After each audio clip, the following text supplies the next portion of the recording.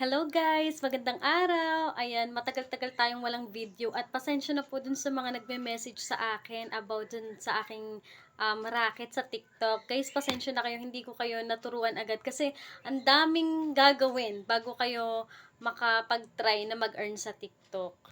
Pero ito na nga po, gagawin ko na yung video na to dahil medyo nagkaroon ako ng kaunting time. At yun guys, so wala nang patumpik-tumpik pa, umpisahan na natin to dahil medyo mahaba-habang usapan to. Guys, ang first, ito talaga yung ginagawa ko ngayon, paano ko nagkaroon ng kaunting sideline pa muna kasi hindi naman lahat nag-uumpisa sa malaki.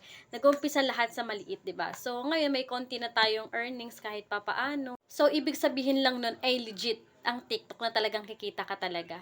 So, ayun na nga guys, sa mga friends ko sa TikTok at saka sa Facebook, sa mga followers ko dyan, alam ko nakikita nyo na lagi ako nagpo-post na may yellow basket racket ngayon kasi nag-affiliate po ako.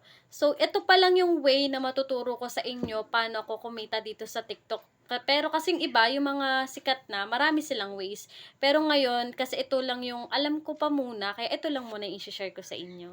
Kasi mahirap naman magsalita ng hindi mo alam i-explain kasi wala ka pa naman dun sa point na yun, 'di ba? We'll get there. So, ayun na nga guys, ang number 1 is, panoorin nyo muna yung step 1 natin.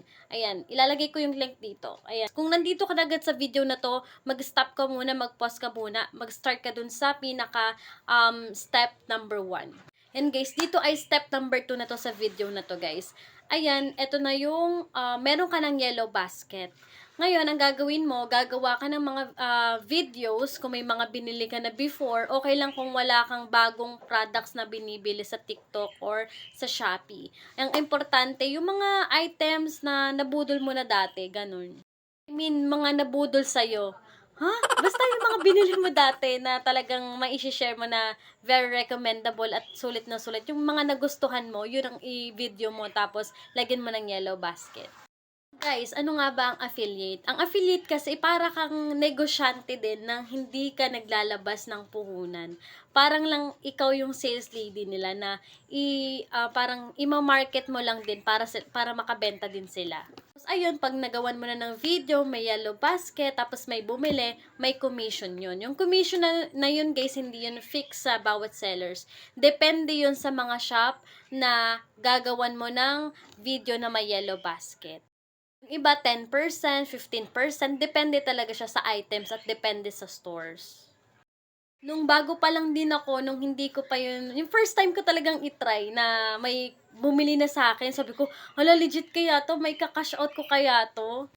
Yun nga, bigla akong kinabahan nung nagkaroon ng bali-balitang i-van daw yung TikTok. Eh, meron ako dong mga commission. And ang ginawa ko, i-withdraw ko agad para makita ko talagang legit.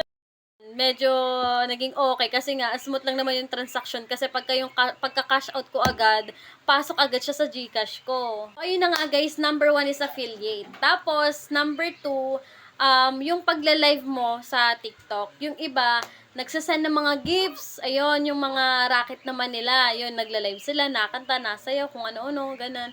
Yung mga gifts na hinahagis sa kanila na na exchange as cash naman guys, ang ginagawa ko sa live, meron ding yellow basket. Doon naman para ka rin nagla-live selling. Pero yun nga, kagandahan nito, hindi ka naman problema ng shipping, magpapak, ganun. At guys, ito yung number 3. Ito guys, na-experience ko lang dito. Nagulat ako dahil may ganun pala sa TikTok. Ayun guys, yung task. Guys, merong ibibigay sa yung task si TikTok, tapos may reward siya. Task na yun guys is hindi pare-pareho. Depende yata yun sa mga accounts, ganun.